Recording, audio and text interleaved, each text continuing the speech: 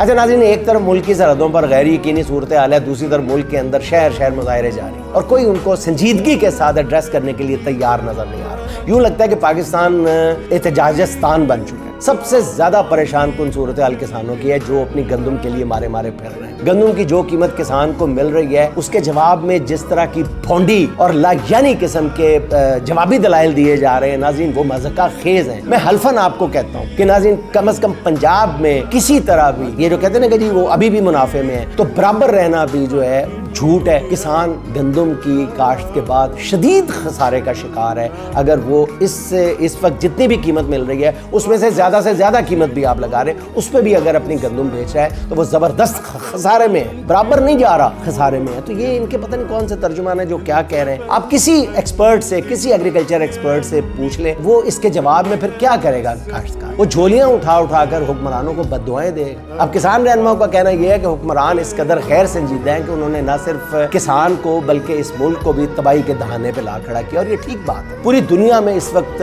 Food security جو ہے وہ ترجیحات کے حوالے سے پہلے نمبر پہ اور بارڈر سیکورٹی دوسرے نمبر پہ چلی گئی۔ بیشتر کسانوں کا کہنا یہ ہے کہ ان کے پاس اتنے پیسے نہیں ہیں کہ وہ اگلی فصل یعنی چاول اور کپاس وغیرہ کی کاشت کر سکیں۔